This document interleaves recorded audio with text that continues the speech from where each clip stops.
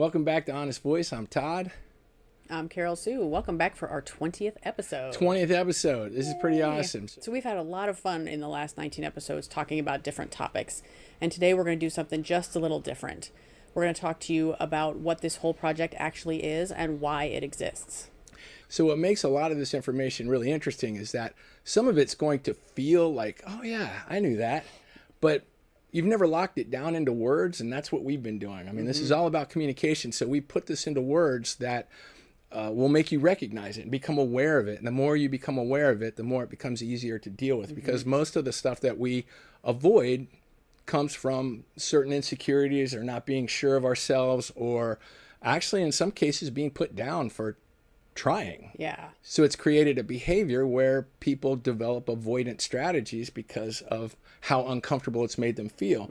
Whereas we believe at Honest Voice that what we want to do is we want to work on coping skills to make us more resilient to engage in these activities instead of avoid them, because we really believe that if you're avoiding things, you're not living life. You're just not living to the fullest. If you're protecting yourself because you don't want to deal with something, then it's better, we have found, to try to engage as fully as you possibly can. And then if it goes south, then you cope with that. You deal with that. And that's how you become stronger. That's how you become more resilient. Yeah.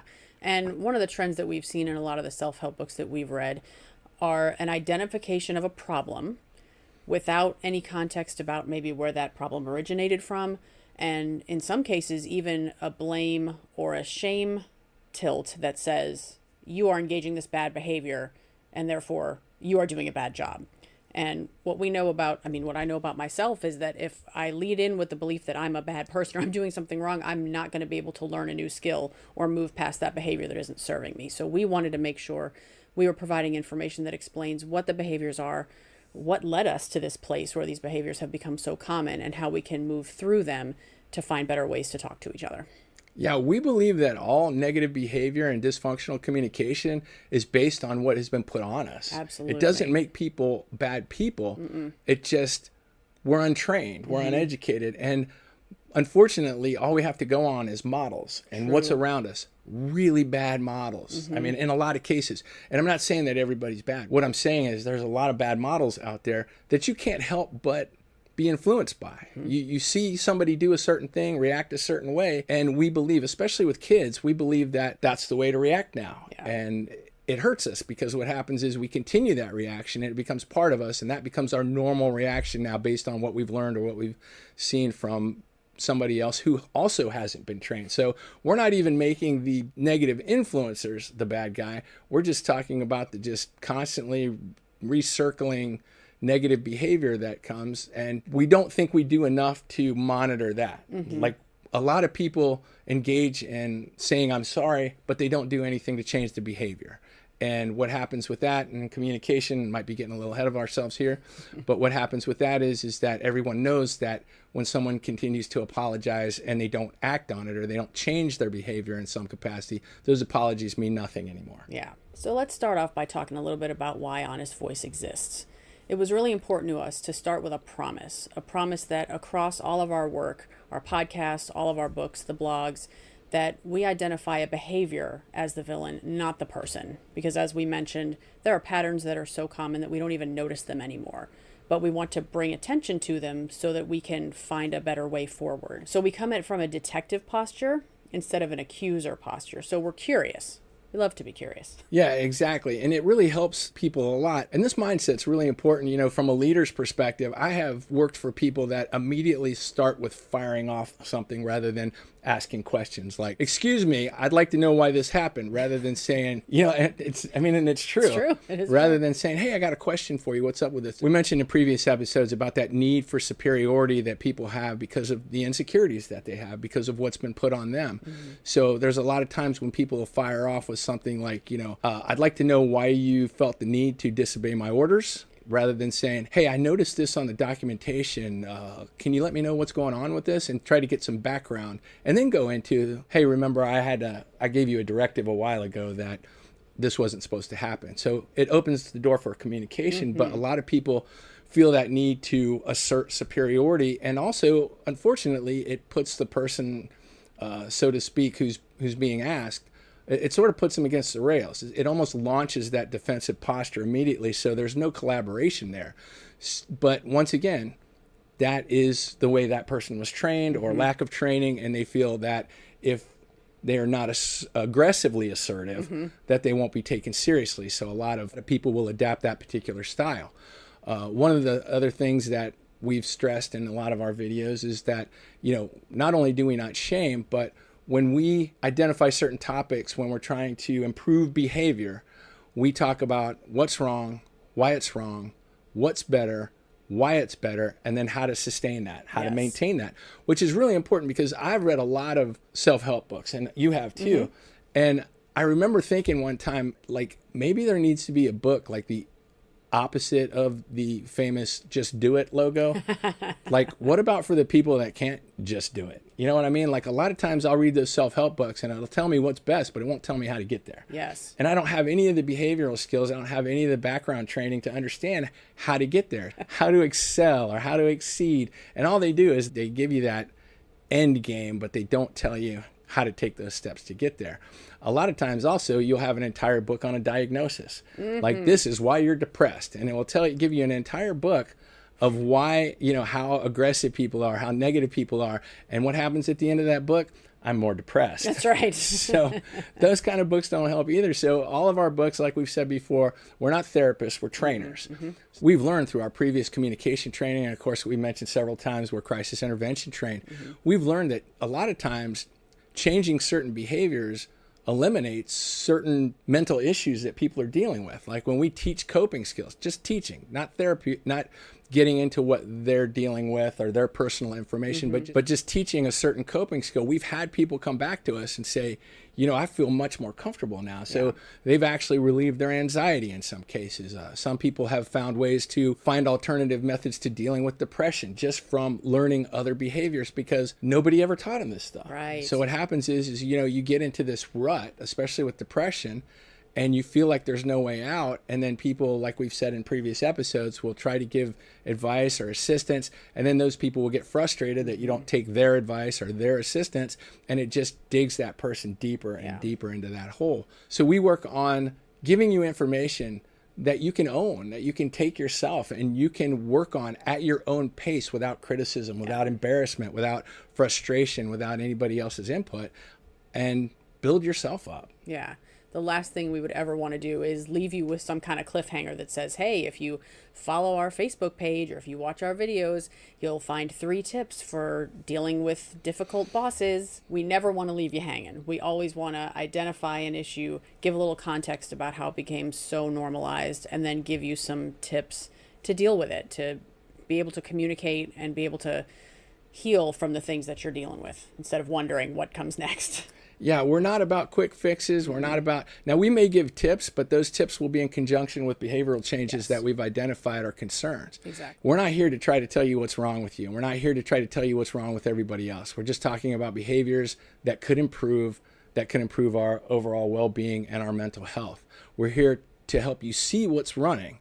Now, we've stressed a million times that awareness is not where it ends. A lot of people engage in awareness, but they don't do anything with it. Like they see a problem, and I've had bosses that are like, you're right, I see this. This is a problem.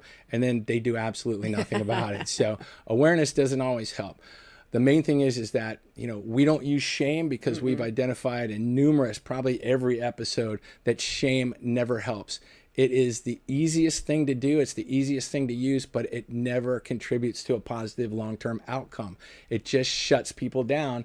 And a lot of people will conveniently say, well, then it must have worked, when that's not the case. So we look at conflict as a puzzle to solve, whereas a lot of people look at it as basically, and this is because what you've been told and what you've been conditioned to believe, is that if it's a conflict, you must have done something wrong. Yes. I have said numerous times, even when I was in the Navy, is that there is a massive difference in the mindset that when you approach a problem, you can either say, how long is this going to take? Why do we have to do this? Where is this coming from? Or you can say, I wonder what we can do to make this better or fix it.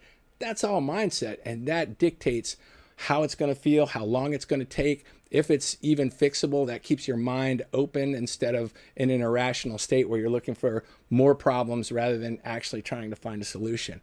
So that is a completely different way of looking at conflict. And that's one of the things that we're trying to do, help you change your mindset, because it's worked for us. Yeah. So if you're anything like us, when something confuses you and you don't understand it, you might reach out to a self-help book or a website or a blog trying to understand how to move forward. We really commit to being different in the way we give this information. We want to give you steps that are not only clear, but easy, comfortable, not overly complicated. We do identify things that for a lot of people, because they don't have the foundation or they're fearful of actually engaging in ways to improve a certain situation, or in a lot of cases we've seen, because of how society has made us so insecure and defensive, in a lot of cases what we'll see is people don't want to act on it because they don't want to come face to face with the fact that there is a problem. Yeah. So it's like, if I don't address this, if I stay not aware, I mean, it is a certain level of denial, I guess, maybe even subconscious denial, where they don't even realize they're avoiding trying to improve a situation. And so if they don't have any of the foundational qualities that we're going to be talking about, they'll avoid it. Yeah. And it's very common. It's how we were before we learned these skills on how to deal with confrontation. I mean, we've literally been trained to deal with confrontation. And then, of course, we've been practicing it for over 10 years. So, if there's a problem, it's like, okay, let's go talk about it right now. Not wait a week, not a month, not ignore it and see if it fixes itself or something like that. We know. Let's deal with it now. Yeah. And believe me, we do understand why so many of these self-help book creators come off a little bit softer than maybe they could, because they have an incentive. They want to keep an audience engaged. They want to sell books. And sometimes hard truths will turn people off. If they're not ready to hear that perhaps some of their behaviors are contributing to the challenges they're facing, then, booksellers are going to lose an audience. They're going to lose money. And so it's much more appealing to give soft, gentle messages that make people feel hopeful, even if they don't actually leave us with any tools on how to move forward. Yeah, they're more fixated on keeping customers, keeping clients, and sort of prepping you for the next book. Just give you an easy case in point, like say writing a book about spanking. We all know that spanking leads to some kind of detrimental behavior in kids that they carry on into adults.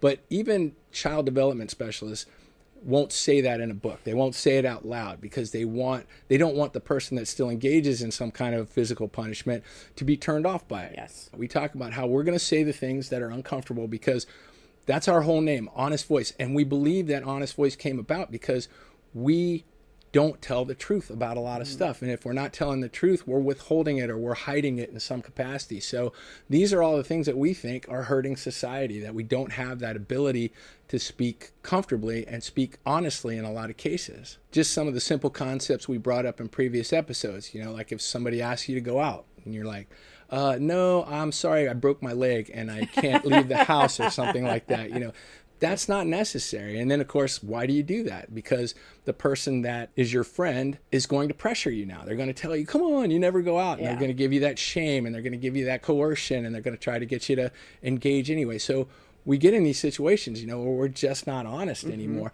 And then what happens is it evolves into something really interesting, is that avoidance that you are engaging in now by not using honest communication starts to feel like the norm. It starts to feel like the way you should react in these situations to avoid that confrontation with your friend.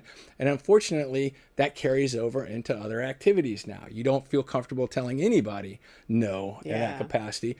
And then you start resenting situations, or you start becoming depressed, or you start becoming anxious about having to deal with any kind of situation now. And that's where we've been stressing on numerous podcasts that we need to switch that. We need to flip that exactly 180, and we need to make the dysfunctional, abnormal, coercive, pressuring, shame communication be what's not acceptable, and start making the norm to be respectfully honest and be respectfully accepting of that honesty. Yeah. So we know that over time, being honest is sometimes villainized. If you tell the truth and the truth is uncomfortable, then you are maybe rejected, criticized, and so it becomes harder to do so. And as we've discussed in previous episodes, a lot of this has to do with the insecurity of ourselves and pretty much everybody around us.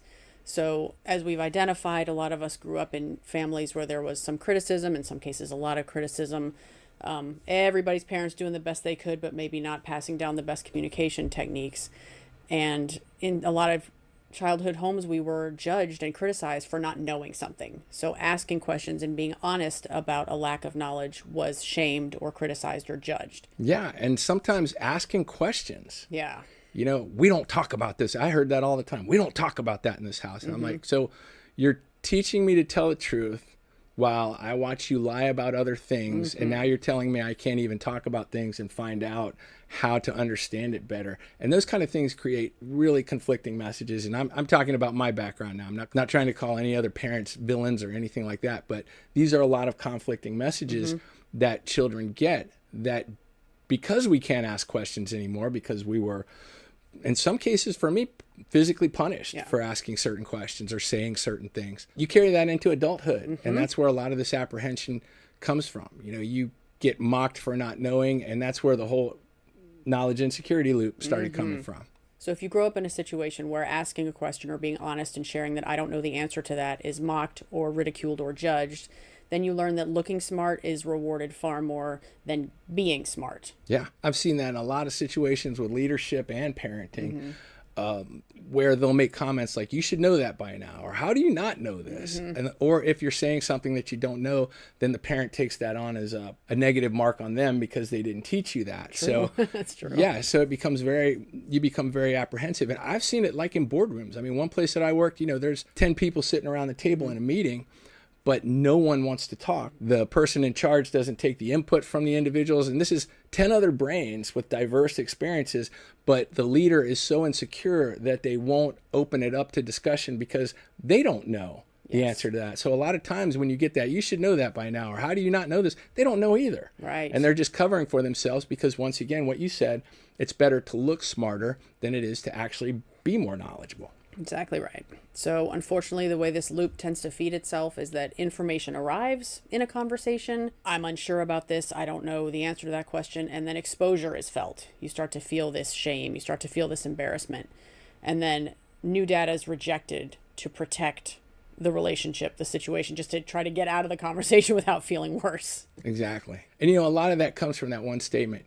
You should know this. Yes. Like when I was in the Navy and I was a senior chief, I would get that all the time. It's like, yeah, what is that? It's like, you don't know that? You're a senior chief. You should know that. And I'd always say, where is that written? Why should I know that? So there's never a reason to know that. And, a little leadership tip that we have in our leadership books is that, the best leaders utilize the talent of their staff. In fact, you can have the least experienced, the least competent, and I don't mean incompetent, I mean the least competent about the subject matter of a particular industry that person's in charge of. But if you've got good people working for you and you're maintaining that communication, you can shine as a leader because you are saying, hey, I don't know how to do this on my own.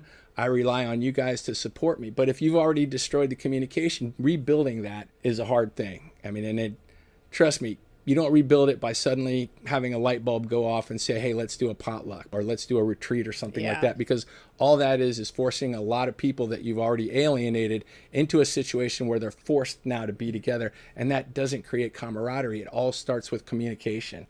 But I've seen over and over again where leaders try to do these quick fixes. That goes back to their insecurity. It's easier for them to do something that makes them feel better in the moment than it is to actually fix the problems that would cultivate all of their staff members feeling better in those situations. Yeah. So a big part of the theme running through all of our work is that we want to be the folks who create safe conditions for other people around us to be honest, because that's how you have healthy, safe, secure relationships where people don't have to be insecure, don't have to wait until they feel fully confident before they bring up a topic, where it is safe to not know and actually encouraged to be curious and seek new information. Yeah, exactly. I mean, probably examples that you all have heard before is like, well, that information makes me angry. It's like, well, I love that one because I'm like, well, that's your choice. Right. You want to decide, because it is a decision, that makes you angry. And usually that statement is just to shut the person down who give them that particular message. A lot of supervisors, a lot of parents will shoot the messenger over and over again and never realize what they're doing is shutting down communication.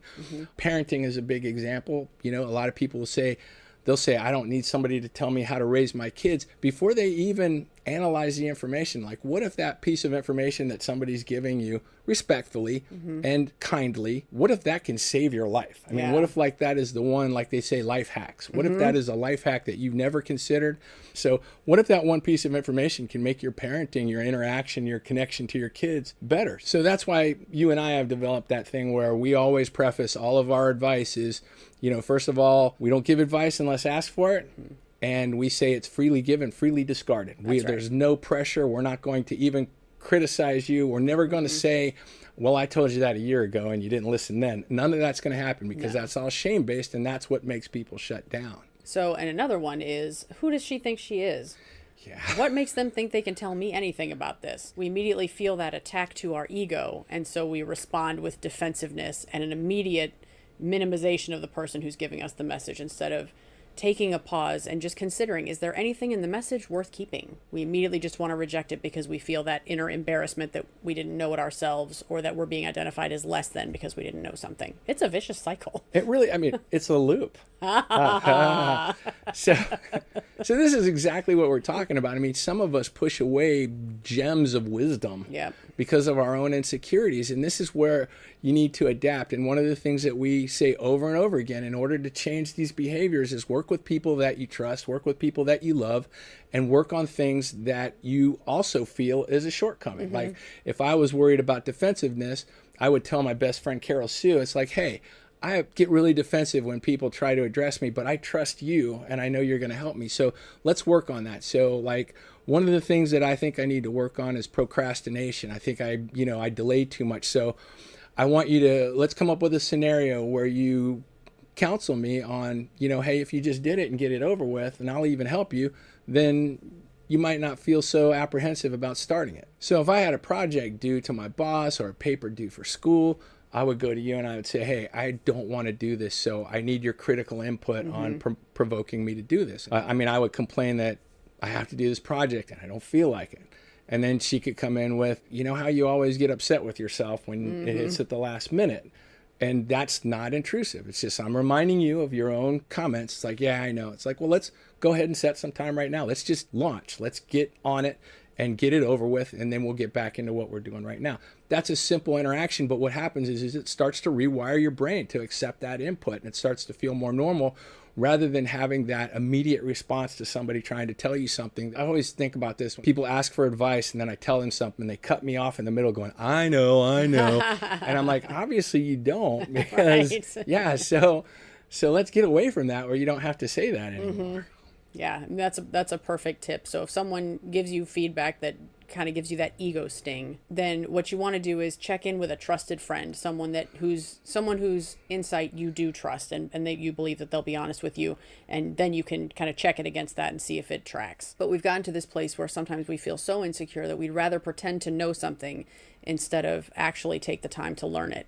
And quick example, I am really well known for misplacing things, important things usually in very inconvenient times. So when I moved into a new office at work, Todd said, it was really helpful for me to put a little hook right next to my door, and that's where my car keys go. And I'm like, I have a book bag, they're fine. I always put them in the same pocket.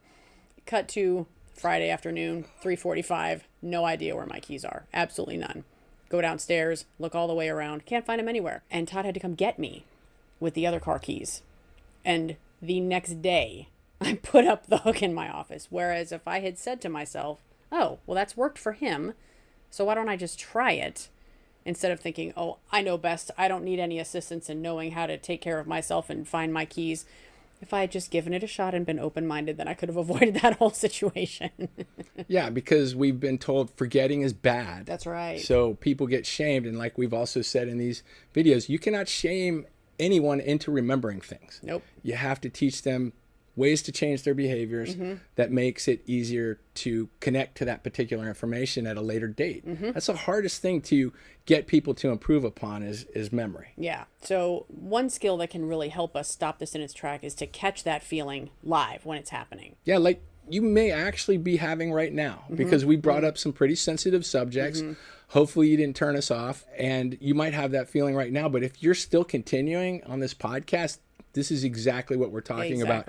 And we guarantee that it will improve that feeling over time. Eventually, it will become more and more comfortable, and you won't even realize until later that, man, I used to really have a problem with that, but now it's so easy. Yes. It's very interesting. It's true. And so one of the best tools to make this easier for ourselves is mindfulness, and just to be aware that data has arrived. I may be uncomfortable with it, but nothing has attacked me. I'm not unsafe. I'm not in pain. Data's here. So start to receive it as neutral data instead of as an insult or something that makes us uncomfortable. Yeah, or just a minor reframe. When something hits you and you feel that knot, advise yourself in that moment. Say, this is just information. They can't hurt me with it. There's no reason for me to be embarrassed or feel inadequate. Everybody has these same issues that we shame other people for. In fact, the interesting thing about projection, like we were just talking the other day, is like people that are dishonest or they're corrupt or they lie a lot, they think everybody else is corrupt and lie a lot. So they don't trust anybody. So a lot of times in our experience, one of the telltale signs of somebody who's very uncomfortable with being honest is someone who assumes everybody else is lying. That's because right. that is their mindset, that there's nothing wrong with this. And those are the accusatory people, like immediately say, what made you do this, before they even say, hey, what happened with this? There's a massive difference. So we see that a lot with people that are very dishonest most of the time. It's very interesting. Yeah. So as we're learning ourselves to be more comfortable with honest feedback, we're still going to be met with a lot of people who don't deliver information in the kindest way. So it's helpful to get some phrases tucked into your brain for these moments and to say, just notice what I'm feeling right now. Here's what I'm feeling. This is just data. Let me interpret it, so that you can still have that buffer between the information that's coming through and your feelings about it. So the interesting thing that will happen is when you convert this to data and not criticism or condemnation is really what we're doing here. Yes. It's really interesting because when people come up to you with the phrase like, hey, can I talk to you for a moment? It puts a knot in your stomach, or this tightness in your chest is what I get. Sometimes a knot in my stomach. But eventually what you'll find out when you start working on this and you start practicing, it will come a time when someone will say, hey, can I talk to you? And you'll go, it's just data. And immediately now you realize you have rewired your brain, and this is not anything anyone can hurt you with. It's a superpower. Yeah, it really is. But remember that in a lot of cases, that knot, that discomfort, that uncomfortable feeling that you feel, a lot of times is put on you by other people. They want you to feel that way. They want you to share. I actually had a supervisor one time that asked me, how do you feel about this, Mac? And I'm like, I don't feel anything. And it drove him nuts. I was like, this is just work. There's nothing to feel here. There's no reason to get upset. There's no reason to get angry. This is just, once again, a puzzle to be solved. So just remember, those kind of feelings are put on you. They were put on the people that are doing it to you. And that's the thing that keeps that knowledge and security loop going. It keeps you from not wanting to ask questions because you're afraid you'll be made fun of. And it also keeps people criticizing others because that's modeled behavior now. So when you get somebody that comes up to you, even though you're frustrated or even upset because someone made you feel small, somebody comes up to you that you're not very fond of, you might do the same thing now because that is the model. And that's what just keeps this operation going constantly, where people are putting each other down and more people are afraid to ask questions. So as we start to grow and develop, we're going to reach a choice point. We can fall back on old habits and we can assign anger to it and push the data away and decide that we're angry and therefore we're going to reject everything that was said, or we can sit with it and let it teach us. What we know is that the feeling justifies never learning. If we let the anger take lead, then it's going to justify never absorbing new information, never developing, and we'll be the ones with the loss at the end of it. So some examples of things we might say when we're letting anger win is, this makes me angry, and this is the choice I'm making. I'm just going to be angry, and I'm going to leave it at that. But what if we get curious instead? Yeah. What if we Tell decide, me more. Exactly. Yes. Tell me about that. And the loop counts on you never being able to separate the feeling from the data. So that knowledge and security loop really hopes that you'll just keep being angry and stuck. But we know that there's a better way. And I don't mean to make fun of anybody or put anybody down, but when you get to this point, it's sort of mind-boggling for a lot of people. Like I've had people come up to me and say, Mac, I need to show you this. This is like one of the dumbest things you've ever said. And I'm like, really? Tell me more. When you get into that mindset, it really baffles people because I know exactly what they're doing. I mean, we are actually trained to recognize this kind of behavior in people. I know they're trying to provoke me in that moment. So when you don't fight, then they really don't know what to do. You can almost see like their eye twitching, like, I don't know how to proceed with this. It's quite disarming. Yeah, it really is. Yeah. And I don't mean that in a funny way, but I mean, it also, my primary purpose is to model that behavior in such a way that you can't avoid it. Like if I were to just say, okay, what you got? That doesn't provoke any kind of feeling. That doesn't provoke a memory. But when I say, really? What is it? Show me.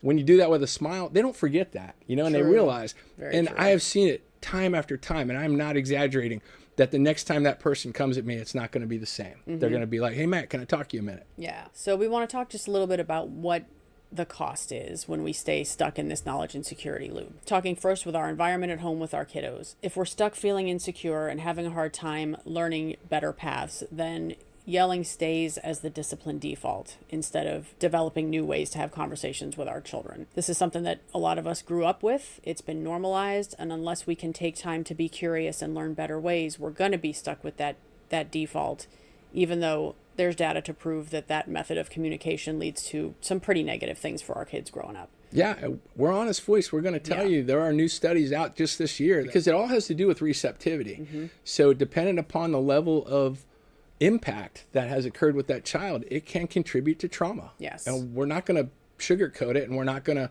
also villainize it because this is all you see. I mean, you can't turn on a TV show, the news, sometimes walk outside in your neighborhood without hearing yelling going on. But it is problematic. And honestly, when you sit back in a calm moment, think about an experience that you had where you did yell, and now train your brain to go, what is another way I could have handled that? Instead of yelling, I could have brought that person closer and say, hey, I'm having trouble coping with this situation right now. I'd like to see if we can come to a solution where I don't feel so frustrated about this. And that is how you work it.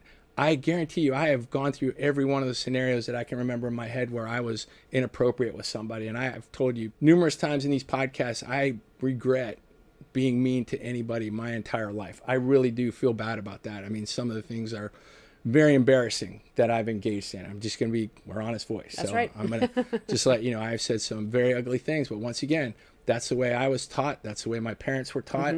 And a lot of people will say it's no excuse. And I've had people, when I've tried to explain this to them, they'll fall back on, that's no excuse for being a jerk. And a lot of people really don't know that that's being a jerk. I know it sounds simple and you think it's universal understanding, but it's really not. And if you get in those situations where you can see that person's not understanding what you're saying, the only way you're going to change that jerk behavior is to teach them, is to identify what the issue is without shame, without coercion, but just saying some people will find that really, really insulting. Yeah. And if your intent is to insult me, then continue. And I'm just going to go ahead and set new boundaries or distance myself or discontinue this relationship altogether.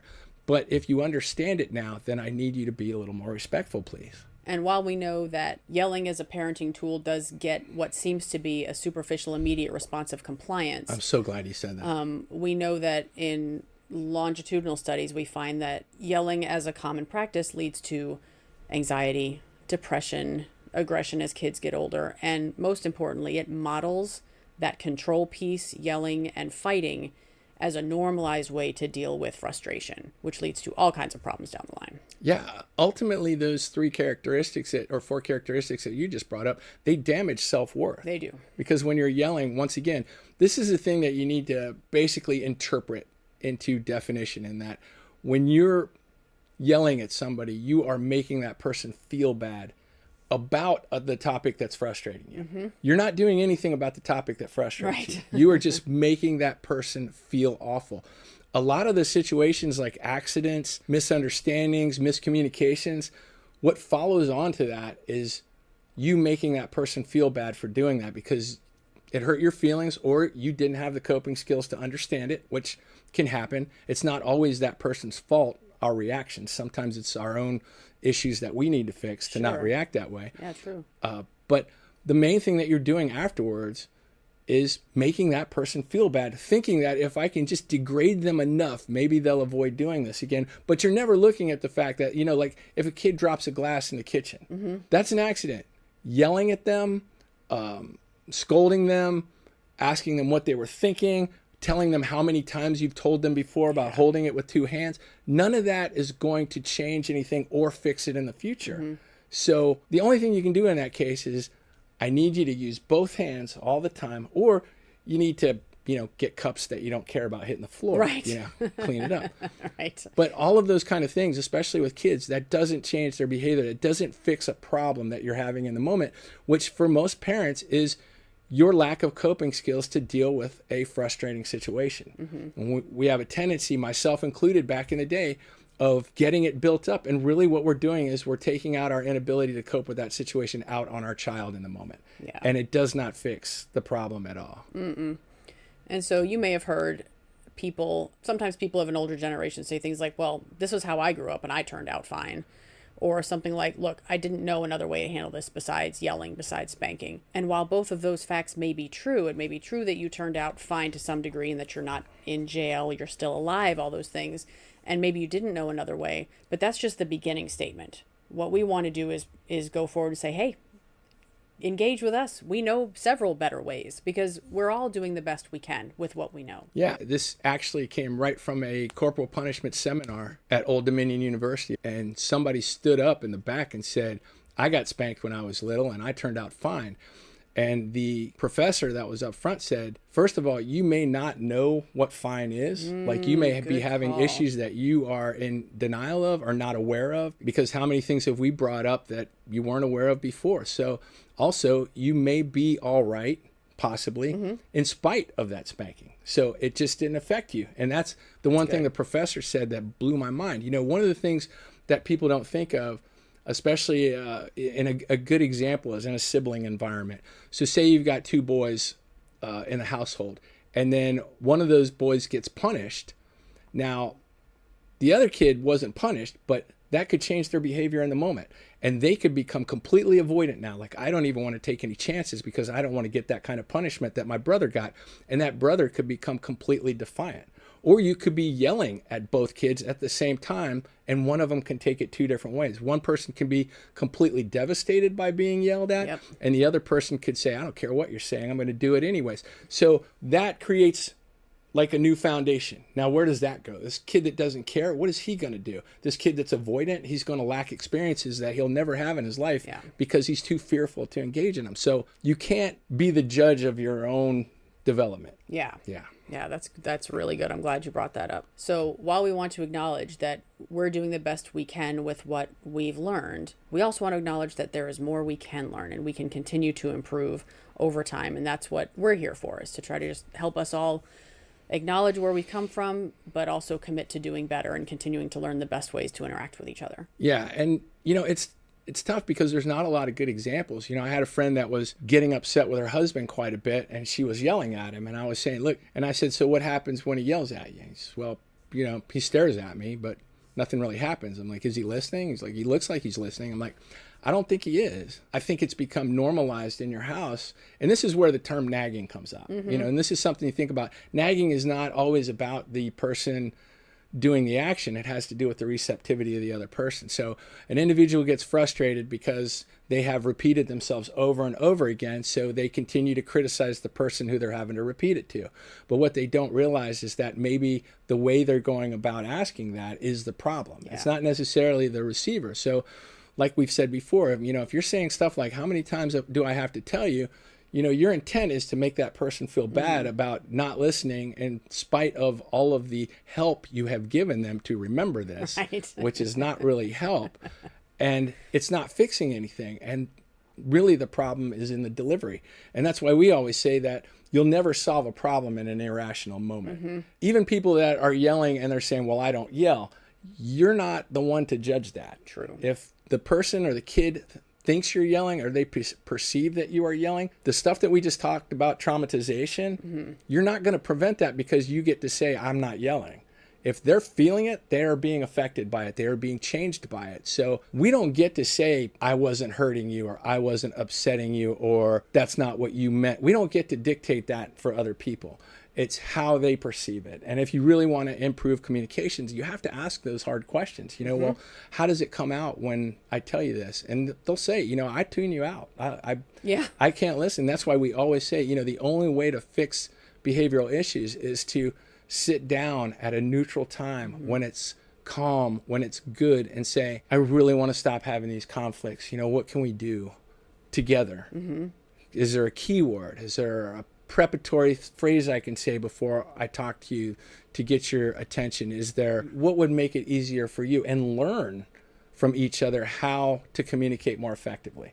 And I've been in situations where I've said, if you could just do this, and then I'll think about it. I'm like, I don't need you to do that. I can handle this. You know what I mean? I create my own coping skill in the moment and say, I shouldn't be asking you to tiptoe around that. That's something that I need to fix. But then in other cases, I can say, this is a hard trigger for me to let go, because it's like the same preemptive statement that one of my parents used all the time. So I need more work on that before I can accept that. Would you mind saying something like, hey, is this a good time? Because I'd like to try to work on this with you. And that's all I need. And that preparatory response not only is teaching me a new behavior, but it's also given me a challenge that I want to rise to that occasion. We've now agreed on a style or a tactic that we can use to try to bridge that communication, and I want to stick by it. That's right. Yeah.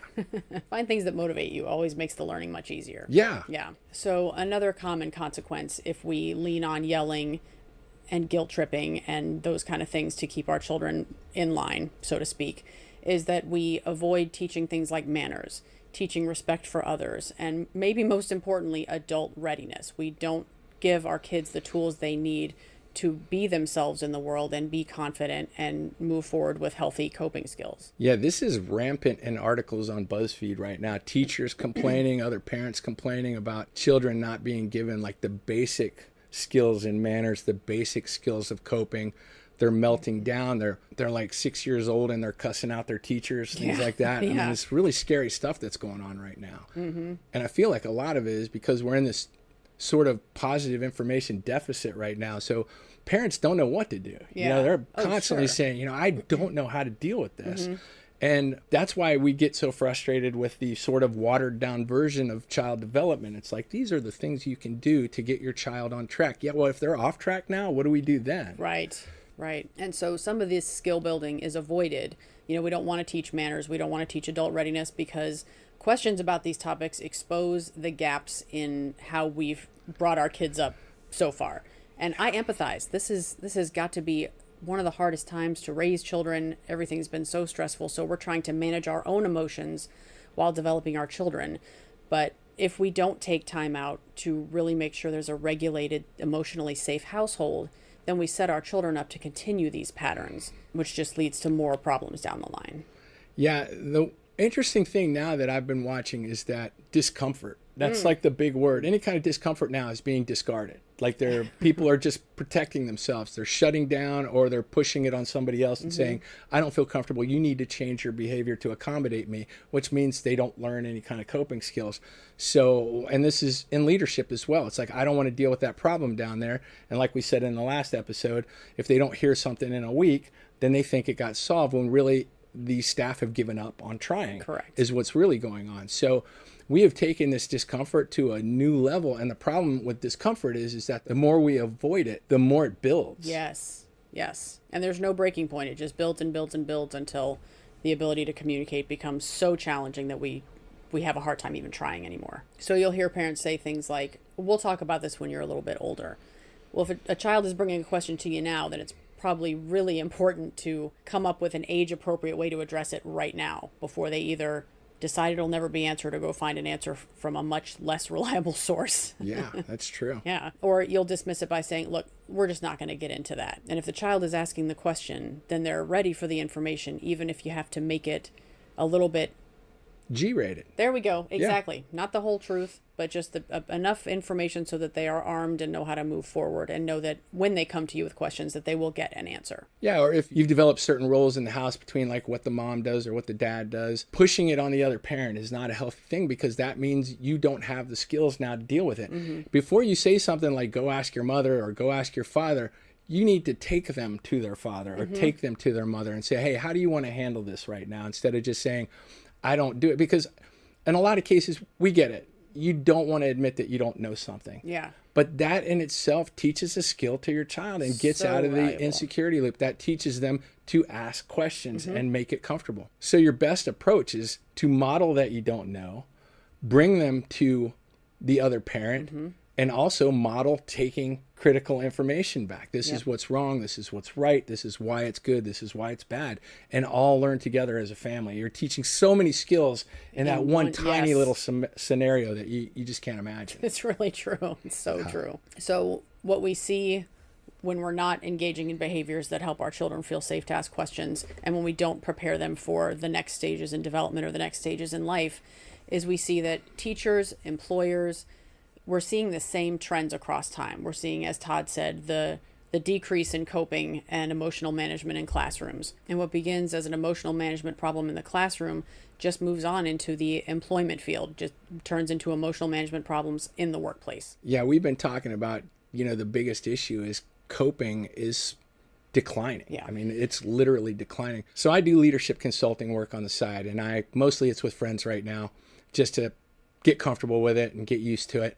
But one of my friends was telling me that I tried to provide some feedback to one of my new staff, a younger person, and they immediately said, that makes me uncomfortable. It actually makes me feel sick. And I don't like being told things like that. And he looked at me and he goes, I had no idea what to say. Like, I have never heard that from anybody. And I told him, I said, look, I'm reading about this all the time. And so I asked him, so what did you do? And he says, honestly, I didn't know what to do. So I sort of softened it in the moment and said, I'm sorry that you're having to feel that way at the moment, but this has to be fixed. And then they asked to take the rest of the day off. So I was like, wow. I mean, I'm former Navy, so that's like a major contrast that I can see a difference. I can only imagine telling the Master Chief. That made me uncomfortable. I'm going home. Yeah, I'm going home. So, I mean, but that is where we're at. We're not trying to make fun of that kind of stuff. But, I mean, from our perspectives, at our age, that is quite the contrast. But, I told the guy that you're going to have to give this person new training. You need to get rid of what you think common sense is, get rid of what you think base knowledge is. Yes. Yeah, So and you have to teach them coping skills and critical feedback skills. What I suggested is always use black and white to back yourself up. Find a policy, find a rule, find a federal law, whatever it may be, and identify the standards and say, these are the standards, these are what you have to comply with. It is literally my job to correct you if you deviate from these, because if you deviate from these, we could be charged or we could be billed or whatever it may happen, Right. whatever the logical consequences that fall out. And then ask them, what do you need to help you with these skills? And you're going to have to mentor them at that level if you want to retain that person as an employee, because the only other alternative is to say your feelings are irrelevant. You need to do your job or you don't get paid. And that's not going to retain employees, and it's not going to build that person. Getting in on foundational adult skills that they didn't get. They didn't get from school. They didn't get growing up. And they're going to need in order to survive in the workforce. So feeling bad now triggers avoidance or attack instead of growth. Exactly. And that's where we get stuck. Yeah. So instead of hearing the message, we attack the messenger. We reject it completely and we go after the person who gave us that information. We avoid the new information, we beat it down, and over time those become our only two moves. And then the generation is losing that third move, which is to learn from it. Take what's valuable, leave the rest, and use that information for growth. Exactly. Yeah. So one of the things we're going to introduce is the reframe, and that's boundaries. Boundaries are an act of affection. They're an act of love. They're you putting structure in place in order to reduce conflict in the future. Exactly. It's a simple way of looking at it. Yeah. So it's self-care for me, setting that boundary, and it's clarity for the person in a relationship with me about what I need. And when we're not able to clearly state our boundaries, resentment starts to build. So what do good boundaries look like? They look like, thank you for your input. I'm not interested. Yeah, we mentioned that in the previous That's right. episode. That's right. I'm telling you this information because I want us to stay close. A boundary, at the end of the day, it's a door with a handle. It's not a wall between two people. So when they take offense, which is a lot of reason why people don't put boundaries down, just remember if they're having a negative reaction, that's information about their discomfort. It's not an instruction for you to change. Exactly. A lot of people will, in a lot of cases, when you try to set a boundary, will try to intimidate, pressure, even close friends, loved ones will do this. I've experienced this numerous times. So just remember, if they're offended at a kind boundary that you've set, that's showing that the insecurity loop is running on them right now. So the only way to fix that is to help them, to build that connection, to build that communication. Yeah. But keep your boundaries at the same time. Continue to model those boundaries even if they make somebody uncomfortable. If you say your boundary with respect, then what they do with that is their choice. and you make your decisions based on that. And then for practice this week, we challenge you to, at least one time, when information kind of stings a little bit, say the honest sentence out loud. I noticed that hit a nerve with me, right? Let me sit with that before I respond. That'd be a great model. I'd love to be talking to somebody and say, hey, this is a problem and we need you to work this. And they go, well, that sort of stung with me. Hold on a second. Let me work on this.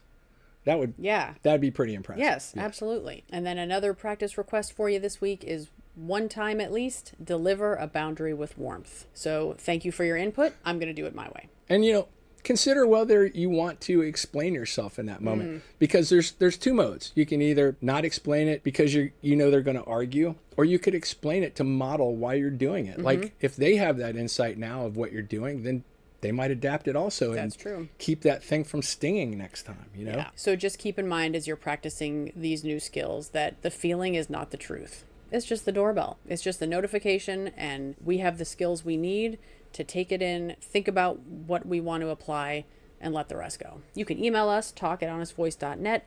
You can comment in YouTube. However you want to communicate with us, we'd love to know what stood out for you and what you're struggling with. So as cliche as it sounds, we really do want to heal the world through communication, because we are learning over and over again that not only is a lot of this stuff painful that we're doing and justifying as if it's, sometimes it just has to be a hard conversation. That really doesn't. Like I've said before, it's only hard because we've made it that way. So we want to heal through bridging those gaps in relationships and how we interact with each other, how we treat each other. And we really just want to help people. We do. Yeah. And we want our home relationships, our friend relationships, our work relationships to be the places where it is safe to talk about things honestly without things getting escalated. There's enough escalation. There's escalation everywhere. We want to create environments where it's safe to be honest and to work on things that are missing so that we can have more productive conversations without ever having to get escalated. So thank you again for your time today. We have a lot of fun. We hope you're having a lot of fun. And we hope to see you again next week. 20 episodes. Woo! Go Honest Voice. Take care.